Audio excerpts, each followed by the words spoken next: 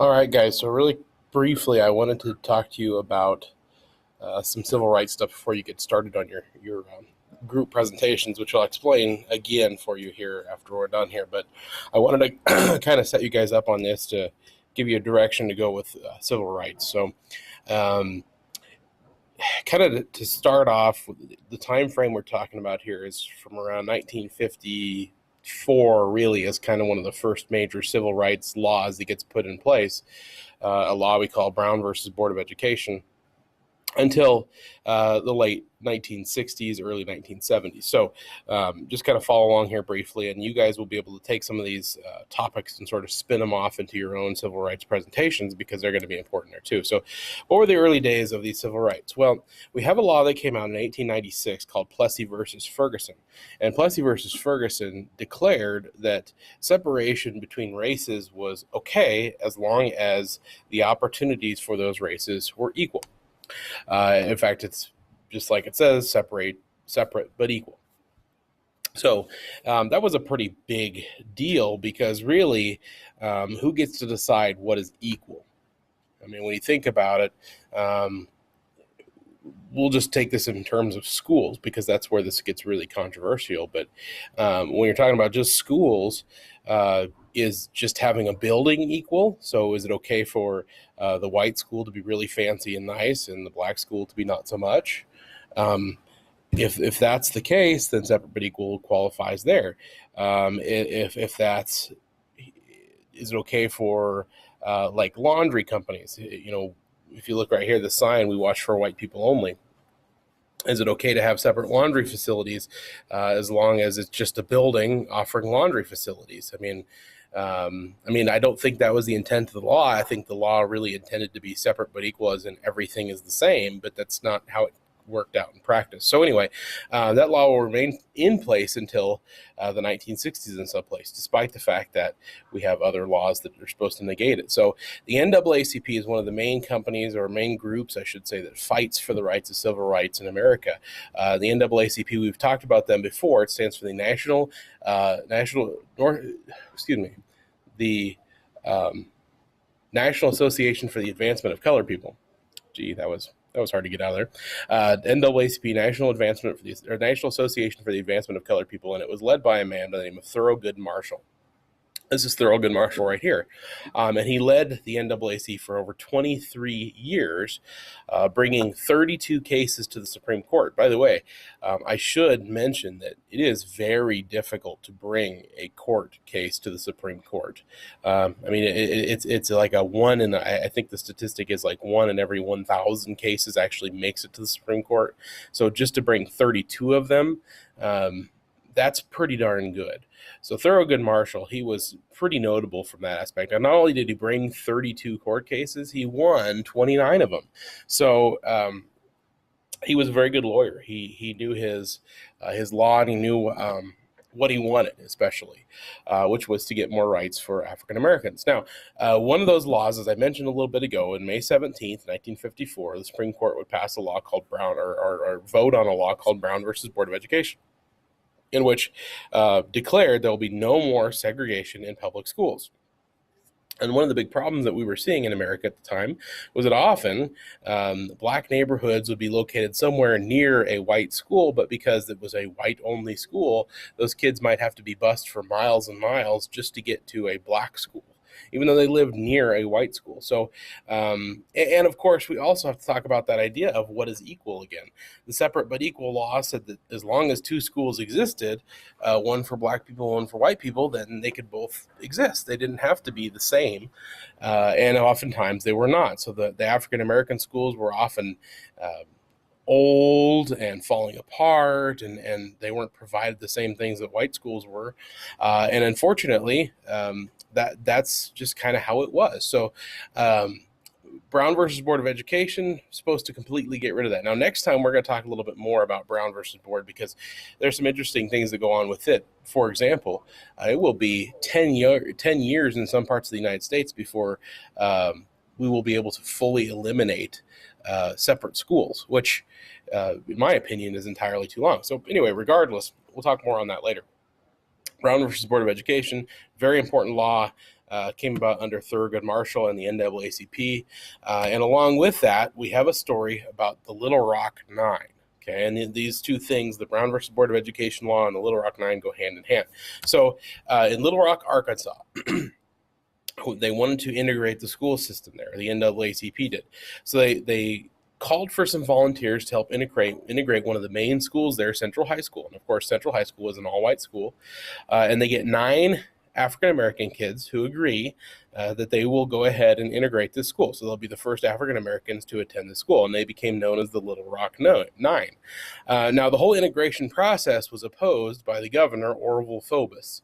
And so some of the controversy that goes along with this. So this group of 9 high schoolers, they decide they're going to walk to school, and they had this date all picked out and all set and everything. And they were going to walk to school, and Orville Phobus had called out the National Guard for a couple of reasons. Number one, he didn't really want any violence against these kids because he knew that would look bad for him. But he also didn't want them to go to school, so he actually called the National Guard out to keep them from going to school. Now, ultimately, that doesn't work. The NAACP will get a whole bunch of volunteers to walk them to the school, and so they will be pretty much a very strong force as they go to Central High School. But anyway, so in the process, they decide, when this thing starts to get bigger and bigger and bigger, they decide with these 9 students that they're going to leave a little bit earlier. Well, the problem was that one of these students lived in a very poor part of town, didn't even have a home phone, so they had no way of getting hold of this girl. It was kind of a last-minute decision. They decided they were going to leave about an hour earlier than they had planned to. And so they couldn't get a hold of this girl, and she ends up having to go it alone. As I mentioned, the 8 of 9 get the call for going early, and except if you look at the photo here, this gal right here on the end is the one who doesn't get the call. We'll talk about her in just a minute. But so NAACP members are going to escort the kids to the school, and that's 8 of the 9. Elizabeth Eckford, that's the girl that was on the end there. She's the one who didn't get the call, and she's forced to go alone. Now, luckily, 5 white volunteers will step up and help protect her. They're going to walk her to the school, but you can see in this image here, she certainly didn't get there without any incident. There's people screaming at her. There was people throwing things at her, people trying to bar her way. And if not for the 5 volunteers that helped her out, she probably wouldn't have made it. So that's certainly a very good thing. But anyway, that's the story of the Little Rock Nine, perhaps I think one of the most encouraging stories of the civil rights movement, because these kids were willing to step out on their own and integrate this high school with really, I mean, what was the advantage to them besides being able to go to the all-white high school? So I think they made a great statement there. Okay, then anytime we talk about the civil rights movement, we also have to talk about the Montgomery bus boycott. So December 1st, 1955, and you guys are probably aware of this, it's the Rosa Parks bus incident. Now, what you may not be aware of is the way this bus system worked. This bus system was set up in 2 sections. There was a white section and an African-American section. And the African-American section was the section at the back of the bus. Now, it was kind of a crummy day, cold, drizzly, not so great. And Rosa Parks gets on a bus. She's going to work. And she sits at the front of the African-American section. Okay, so she was in her section she was supposed to be in. Well, as the bus kept going, it started filling up more and more, and the bus driver told her, you need to go back and sit or stand at the back of the bus and get out of your section and go stand back there so white people can sit in your section. Of course, she refused. So at the very next bus stop, she was pulled out of the bus and arrested. So really, I mean, we always talk about how she was sitting at the front of the bus, but she wasn't even really sitting at the front of the bus. She was sitting at the front of her section of the bus. So she was sitting right where she was supposed to be. So anyway, that will spark a group called the Montgomery Improvement Association to appoint Martin Luther King Jr., who at this point was sort of an up-and-coming civil rights leader. If you guys remember, we mentioned him. He had gotten in tight with A. Philip Randolph, and he had helped lead that march on Washington, D.C., and that kind of got him some notoriety at this point. But so December 1955, they're going to hire him to lead this bus boycott. Now, the boycott will last for 381 days, so a little over a year.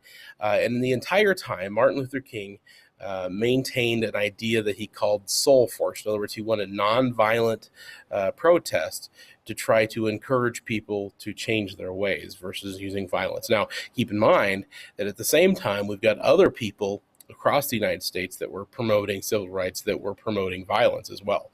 For example, Malcolm X and the Nation of Islam, whichever group is doing that one. Malcolm X really promoted violence, at least until later in his life when he would leave the Nation of Islam. But the Nation of Islam was a violent organization that wanted to basically overthrow the white supremacy of the United States and establish an African-American Muslim group in the United States. So in the same way, the Black Panthers, although they weren't really Muslim, they just were violent. They wanted to do the same thing. So Martin Luther King Jr., he's able to remain nonviolent, even, and I should point this out, because during this Montgomery bus boycott, his house was actually firebombed. Now, luckily, nobody was home. He was out for the evening, and somebody drove by and lit his house on fire, torched it.